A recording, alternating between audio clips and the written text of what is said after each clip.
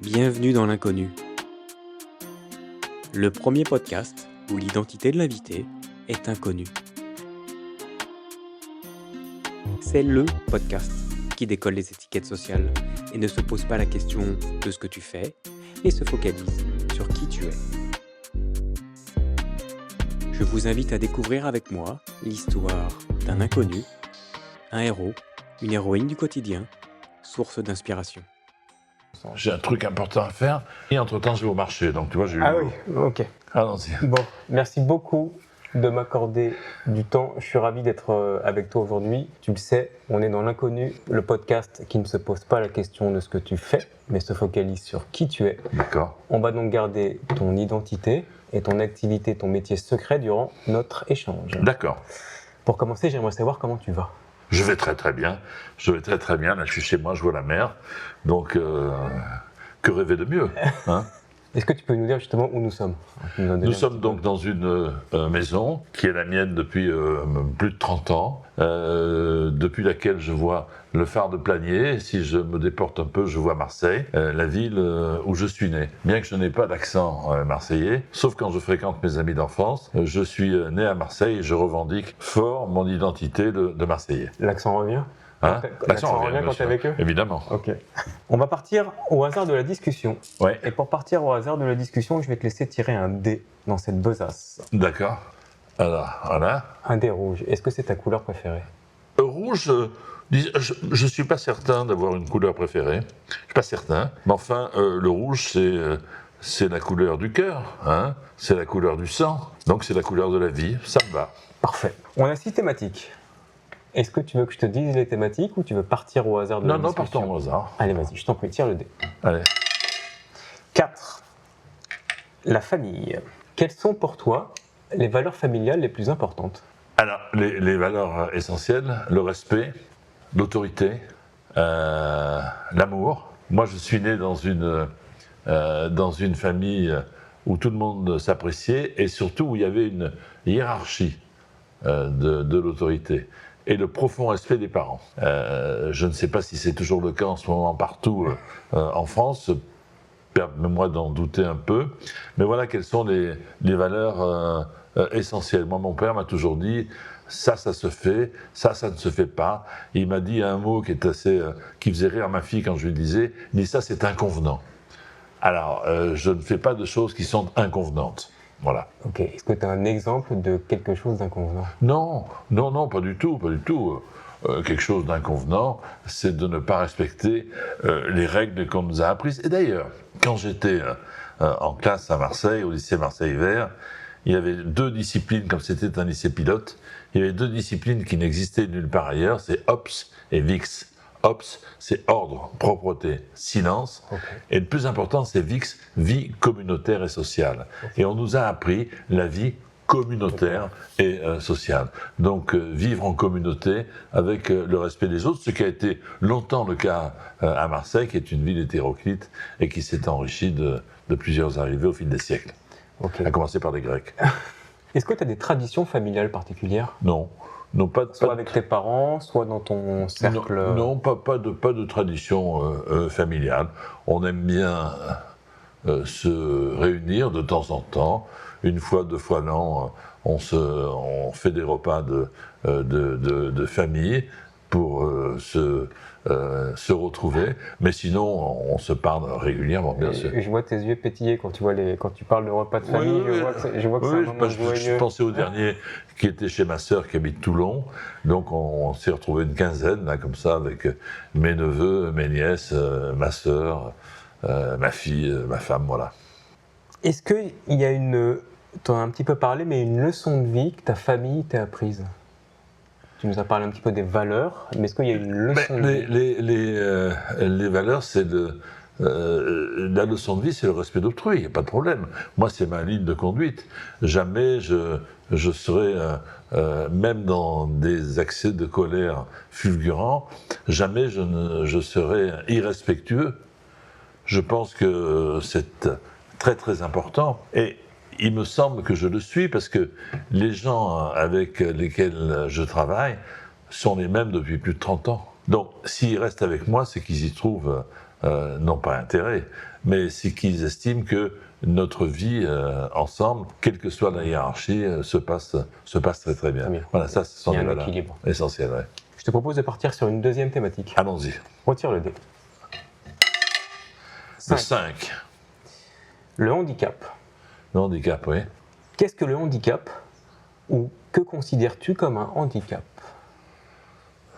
Il y a le handicap physique que l'on voit, que certains subissent, hélas. Et il y a le handicap moral. Alors, certains vont dire que le handicap est un handicap, et d'autres vont s'appuyer en disant « mon handicap est ma force ». Moi, je l'ai vu à la télévision il n'y a pas très longtemps, chez Léa Salamé, je ne sais plus comment s'appelle ce monsieur extraordinaire, qui ne parle plus. Olivier Goy. Voilà, Olivier. Et ce type-là est extraordinaire, il force le respect. On a envie, malgré son handicap, de lui ressembler, d'avoir cette force qui fait que, malgré tout, tout va bien. Moi, j'ai été appelé il n'y a pas très longtemps, j'ai fait une soirée avec des jeunes handicapés qui travaillaient en cuisine. Et on a fait une très très grande soirée avec des chefs marseillais. Et j'ai trouvé ces gens-là absolument extraordinaires, et en tout cas qui forcent notre admiration. Lorsqu'on regarde les handicapés de la sorte, on n'a plus le droit, nous, de se plaindre. Ok. Du coup, les gens sont-ils handicapés? Vivent-ils avec un handicap?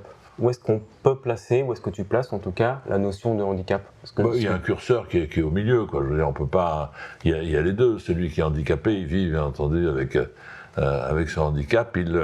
Et surtout, il a cette façon.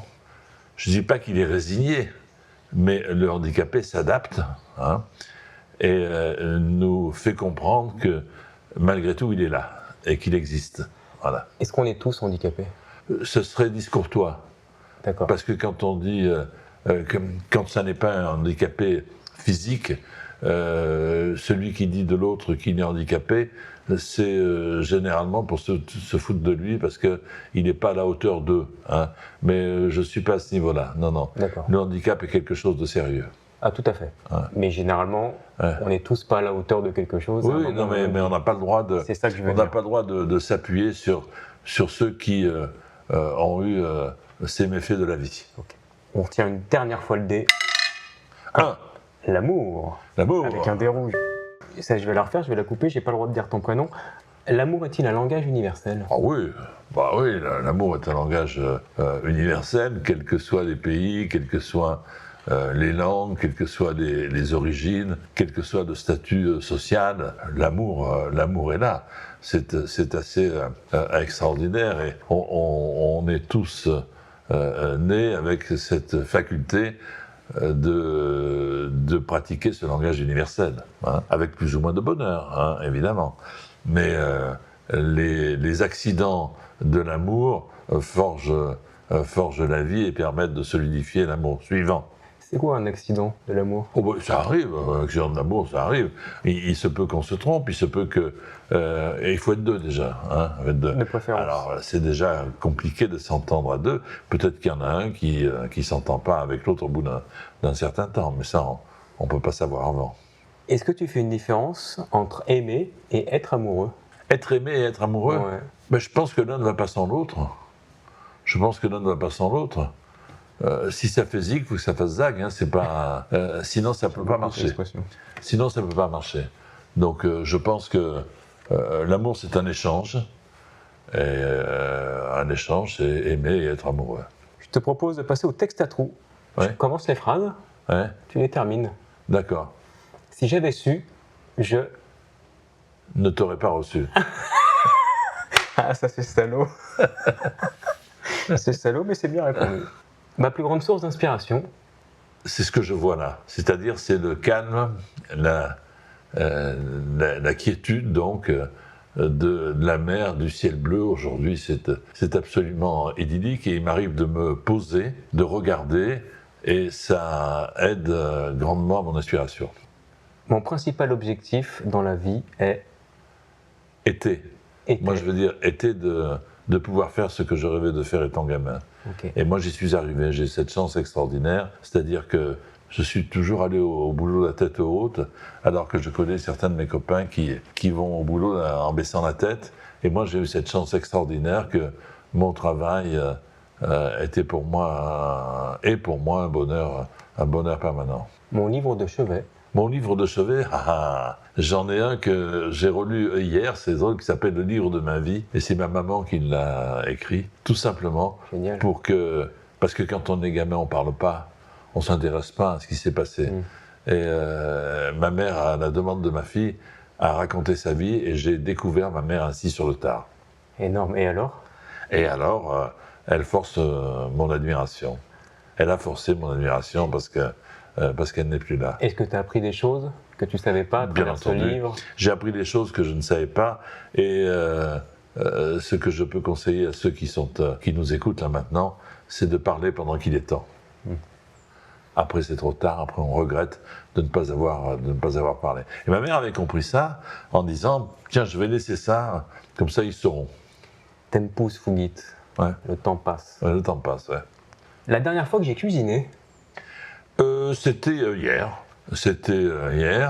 Alors j'ai fait quelque chose que peut-être vous n'aimez pas. Je suis allé au marché, j'aime bien aller au marché, je vais y aller d'ailleurs après cet entretien. J'ai acheté un gros céleri et j'ai fait une purée de céleri parce que j'adore ça. Okay. Donc on épluche le céleri, on le coupe en lamelles, on le fait cuire avec du lait, un peu de noix de muscade, 2 pincées de sel et c'est un délice. recette de ta maman ? Hein? Non, pas du tout. Pas du tout. Pas du tout, mais tout, c'est une recette comme ça. Moi, j'aime bien cuisiner. Je ne cuisine pas tout le temps, mais ça me dérange pas. Allez, je t'en fais une dernière. Ma dernière boulette. Ma dernière boulette, c'est une boulette de bœuf. Bien répondu. Elle était bonne. Excellente. On passe à la question d'un inconnu. Chacun de mes invités pose une question au prochain invité. Je vais donc te poser la question de mon dernier invité. D'accord.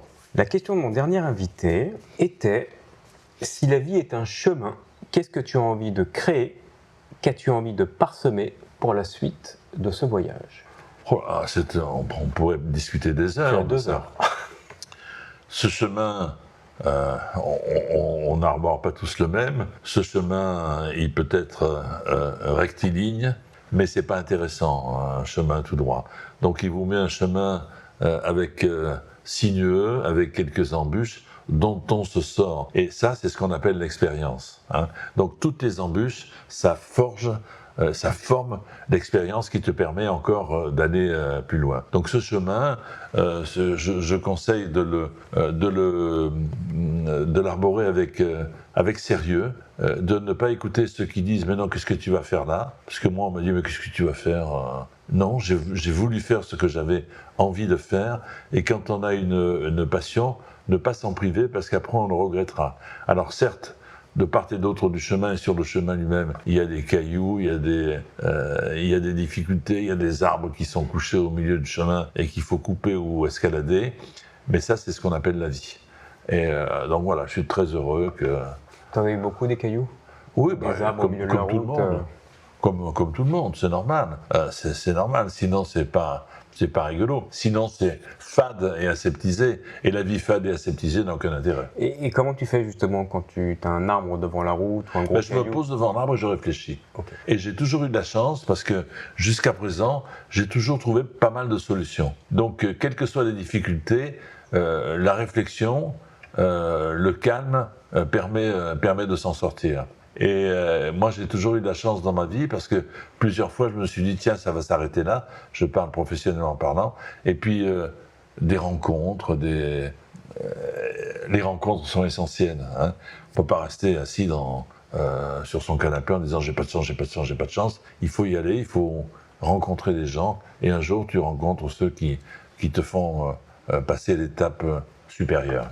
C'est intéressant cette notion de rencontre, mais comment tu fais ces rencontres justement? C'est que tu vas bouger, tu vas sortir. Non. Les rencontres, elles viennent à toi. Elles ne se provoquent pas. Elles sont naturelles. Mais les rencontres, elles se font d'abord quand tu aspires à rencontrer quelqu'un, quand tu penses très fort, donc ne pas rester enfermé et évoluer dans le métier qui est le tien.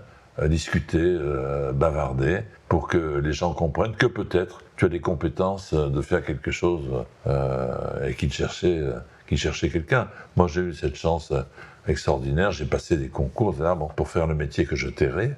Merci. Mais voilà, donc non, les rencontres, la chance et le travail. Je vais la chance, les rencontres et le travail. Ok. Mais le travail, c'est essentiel. La base. Essentiel. Ah, c'est la base. Je te propose de passer au sujet qui pique. Oui. Est-ce que tu as un sujet qui t'énerve, une façon d'être qui t'énerve, un sujet qui revient dans les conversations? Non, tu les gens qui savent tout sur tout, ça m'énerve un peu. Ok. Les gens qui savent tout sur tout, on se rend compte qu'ils savent rien sur tout. Généralement, c'est le cas. C'est comme les chiens. C'est ceux qui aboient le plus, qui ne font pas grand-chose derrière. Exactement. Et t'en rencontres souvent? Oh, il y en a pas mal, il y en a pas mal. Mais bon, ils sont pas intéressants. Dans la vie, il faut s'entourer de gens qui t'apportent quelque chose, de gens qui sont intéressants. Hein. Si de t'entourer de gens qui t'apportent rien et qui te vident et qui t'assèchent plutôt que de t'enrichir, c'est pas intéressant du tout. Toujours viser plus haut. Moi, j'ai eu la chance de rencontrer des gens formidables dans ma vie que je n'imaginais pas, étant gamin, pouvoir un jour rencontrer. Et ces gens-là, j'ai piqué à droite, à gauche, partout, et qui ont forgé ma façon de faire et ma culture générale. Moi, j'ai réussi aucun examen. Mais pourtant, j'ai une culture générale assez étendue. Mais j'ai réussi aucun examen parce que ça m'intéressait pas, parce que je voulais entrer directement dans la vie active, parce que je n'aimais pas, sauf un ou deux professeurs, la façon que les professeurs avaient de te distiller leur savoir, ça me plaisait pas. Donc j'ai décidé c'était très présomptueux de ma part, mais de me cultiver moi-même. Et donc en lisant, en avançant dans la vie, voilà. Et ces gens justement qui sont inintéressants, ou du moins que tu veux mettre de côté, ça vient naturellement, tu les mets de côté Non, mais c'est eux qui partent. Hein, voilà. C'est eux qui partent. Ben, quand tu trouves pas, quand il n'y a pas de réciprocité, quand il n'y a pas de réciprocité, etc. Quand tu te rends compte qu'il n'y a aucun, quand ils se rendent compte que tu ne relèves pas leur manque d'intérêt sur tous les sujets. Ok. Donc ça se fait de manière naturelle. Ça se fait de manière naturelle. Et c'est la puissance en fait tu poses les choses pour dire ok, exactement. Je te laisse partir avec humilité tout seul. Exactement. Ok. Avant de partir. Oui. S'il te reste quelques jours, quelques mois avant de mourir, qu'est-ce que tu ne souhaiterais pas regretter? Qu'est-ce que tu aimerais faire? C'est difficile parce que j'ai déjà beaucoup organisé de choses. Je suis quelqu'un, dans notre métier, il faut être précis, il faut être, malgré les apparences, il faut être rigoureux. Et j'ai déjà organisé mon départ. Donc pour mes enfants, ma famille... etc. Est-ce qu'il y a quelque chose que tu n'aimerais pas regretter de partage ou Non, j'ai fait le partage en bonne intelligence et en bonne réciprocité avec l'accord de tous pour éviter justement que ceux qui prendront ma place ici, sur ce canapé, aient la même vue que moi sans avoir trop de soucis et trop de préoccupations. Mais non, franchement, ce que je regrette, c'est... Et je regrette et je suis heureux parce que je regrette d'avoir très peu connu mon père parce qu'il est mort, j'avais 14 ans. Mais si on croit un peu, je me dis, tiens, je vais peut-être pas tarder à le revoir. Ah, c'est joli. Et est-ce qu'il y a un kiff que tu aimerais te faire? Non. Avec ta famille? Non, tous les kiffs, j'essaie de les faire. Moi, j'avais un kiff, c'était de faire la route 66 en Harley, ben on l'a fait. Ah, génial. On l'a fait parce que j'avais du temps, on avait 3 semaines avec des copains, on est parti avec ma femme et mes copains et leurs épouses qui avaient des voitures.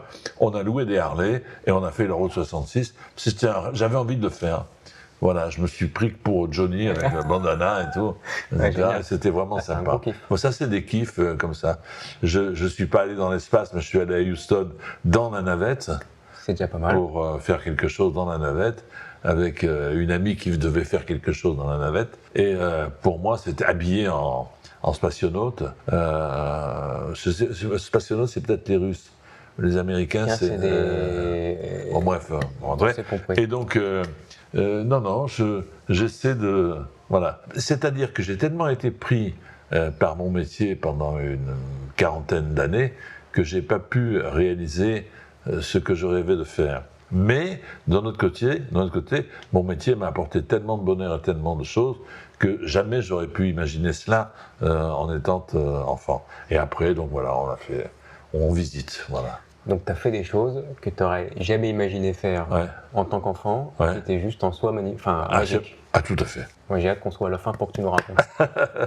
Partage de vie. Oui. On va retirer le dé. Je te donne la règle. Si tu fais un chiffre pair, l'objectif ce serait que tu nous partages le conseil que tu aurais aimé recevoir plus tôt. Un des conseils. Si tu fais un chiffre impair, et c'est pas fini, ce serait de nous partager le moment le plus douloureux que tu aies traversé, mais surtout de nous partager les ressources que tu as utilisées pour le dépasser. D'accord. 1. Impair. Impair. La mort de mon père. Nous habitions Marseille. Mon père avait une entreprise d'import-export de fruits et légumes, avec des succursales un petit peu partout, en Algérie, en Tunisie, au Liban, en Côte d'Ivoire. Bon. Et un jour, de février 62, il est allé en Algérie pour vérifier la comptabilité de la boîte qu'il avait là-bas. Et on ne sait pas pourquoi, il s'est fait descendre dans la rue de 2 balles dans le dos. Il s'est fait descendre dans la rue. J'avais 14 ans. Je n'ai jamais compris pourquoi on en voulait à mon père, qui jusque-là s'était bien comporté, car il avait une médaille de la résistance, il a été juste parmi les nations, puisqu'il a sauvé des juifs pendant la guerre. Donc voilà, il est mort, c'est brutalement. Et quand, après les obsèques, après la cérémonie, à table, je me suis assis à la table familiale, à ma place, et ma mère m'a dit « Maintenant, tu te mets à la place de ton père ».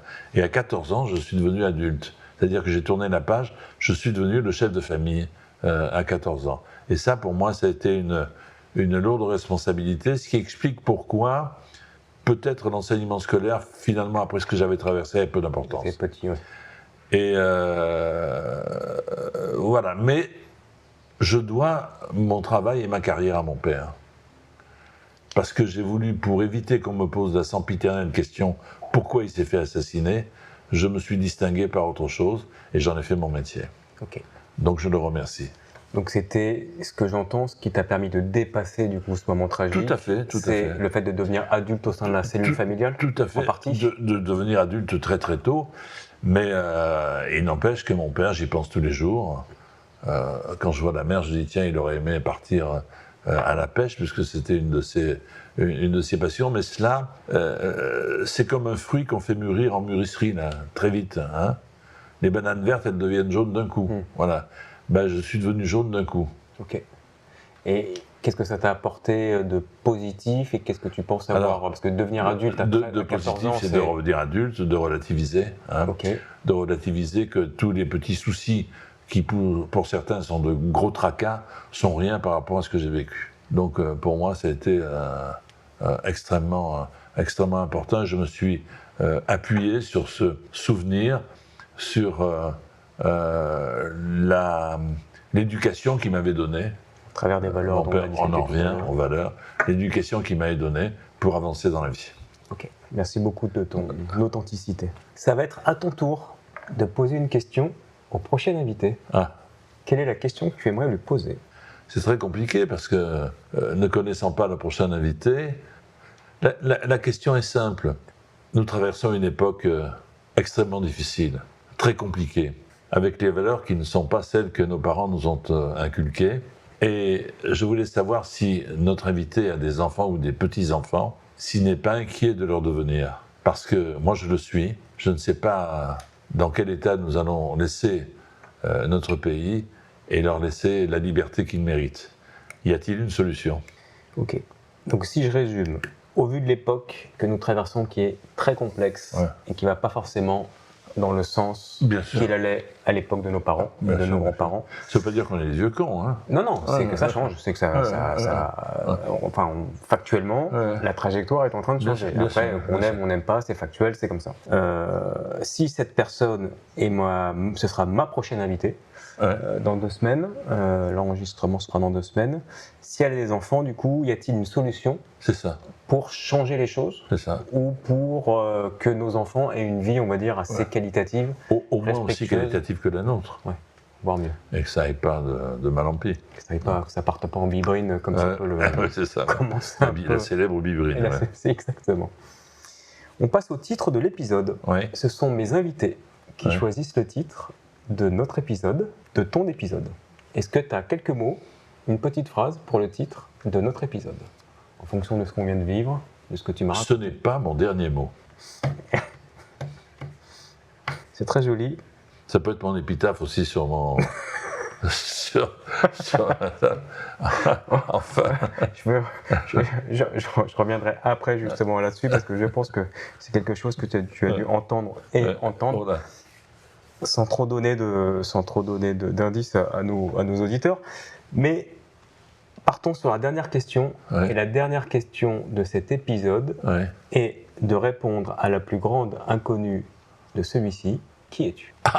Qui je suis ? Je suis un petit garçon qui a grandi normalement jusqu'à 14 ans et qui d'un coup à 14 ans a tourné la page et est devenu adulte. Et ce handicap pour moi est devenu une richesse. Et qui je suis quelqu'un, je pense, d'honnête, je suis quelqu'un de travailleur, je suis quelqu'un, je m'envoie des fleurs, hein, C'est le moment. de généreux. Je pense que faire partie de mon entourage ne doit pas être si désagréable que ça. Encore que, sur le plan professionnel, je suis intraitable. Parce que dans mon métier, nous donnons l'illusion de la facilité, et c'est tout sauf de la facilité. C'est pour ça que ceux qui travaillent avec moi savent qu'il y a des règles, et que ces règles, il faut les appliquer, on ne peut pas y déroger. Et quand tu parles de ton métier, tu n'as pas dit ton prénom ? Je peux le dire maintenant ? Bien sûr, là c'est... Je pense honnêtement que les gens m'auront reconnu. Je pense. Parce que j'ai une voix qui est quand même assez reconnaissable. Je m'appelle Ludovic. Clac, clac, tac, tac. Non, je m'appelle Jean-Pierre. Très bien. Qu'est-ce que tu as envie de dire à ce petit garçon d'avant les 14 ans ? Est-ce que tu as envie de lui dire quelque chose ? Ouais. Ne t'inquiète pas. Parce que j'ai passé des années à me demander si j'allais pouvoir m'en sortir. Hein. Tous mes camarades, certains faisaient des études, ma sœur est médecin, etc. Bon, je disais, moi, qu'est-ce que je vais faire, etc. Et je voulais vraiment continuer, poursuivre dans ma passion. La maison à côté, c'est la maison de mon ami d'enfance, avec qui, avec un magnétophone, on faisait de fausses émissions de radio. Et on apprenait comme ça, on avait des auditeurs, on avait 100% de taux d'écoute avec nous. Donc ça marchait très très fort. Et donc voilà, je dis, ne t'inquiète pas, tout va s'arranger si tu as de la chance, si tu fais des rencontres, si tu travailles, tu vas pouvoir t'en sortir. C'est les trois piliers, quoi. Ouais. Bon. Alors justement, ce n'est pas mon dernier mot. Ouais. Est-ce qu'on t'a pas bassiné avec ça ? Est-ce que ça ne revient pas tout jamais de la vie. Je trouve que bassiner, c'est très irrespectueux. D'accord. Parce que les gens qui te font cette réflexion sont des gens qui t'apprécient et qui c'est une sorte de reconnaissance de ton travail. Moi, je ne supporte pas les gens qui font des pieds et des mains pour réussir et qu'une fois qu'ils ont réussi, se cachent et refusent les selfies ou les dédicaces ou les commentaires. C'est rare de nos jours. Genre, oui. Mais non, mais nous devons notre notoriété à ce public qui vient vers toi naturellement. Donc, non. Moi, je suis très, très heureux, au contraire. Ben, j'ai arrêté l'émission il y a 5 ans, c'est ça. 6 ans, Mais ça et on m'en parle toujours. Et il y a une émission que je faisais il y a 30 ans qui s'appelait Sacrée Soirée, on me dit toujours Sacré Jean-Pierre, donc voilà. Non. C'est extrêmement important de respecter ceux et celles qui t'ont fait roi. Alors maintenant, je peux te le dire. Ouais. Quand je suis arrivé chez toi ce matin, je faisais pas non plus le malin. Je me retrouvais devant un monsieur de la radio, de la télé, avec ce podcast qui est moi je voulais juste le partager de manière très simple et très. C'est gentil. C'est un plaisir pour moi. Je sais même faire le café. Non mais c'est ça, avec du sucre, c'est génial. Tu m'as reçu comme un roi. Ouais. Est-ce que je peux te demander une faveur, Jean-Pierre ? Oui, bien sûr. Normalement, j'ai ma fiche de déclusion. Est-ce que tu peux la faire à ma place ? Déclusion. Alors, qu'est-ce que je dois faire ? Le faire à ma place, ce serait super. Alors, merci cher Jean-Pierre pour notre échange, où le bonheur est parfois caché. Non, mais ça a été un vrai plaisir pour moi de me dévoiler quelque peu. Peut-être que je n'ai pas tout dit, ça ce sera à vous de l'imaginer. J'espère que vous avez autant apprécié que moi mon échange, évidemment, parce que quand on n'apprécie pas un échange, ça fait pas zigzag ou tic-tac, ça fait zig-zig et c'est pas intéressant ou tic-tic. T'aimes bien le zigzag, tu le reconnais aussi dans l'amour. Surtout, vous n'hésitez pas à nous suivre sur les réseaux sociaux parce que vous apprenez plein de choses sur des inconnus connus ou des inconnus inconnus. Pour soutenir mon travail, je vous invite à partager et commenter. Et puis je vous dis à la semaine prochaine, même jour, même heure. Merci beaucoup, monsieur. Merci beaucoup, Jean-Pierre, de ton temps. Et je vous dis à la semaine prochaine, même jour, même heure, pour un nouvel épisode de l'Inconnu. Au revoir, merci Jean-Pierre. Merci.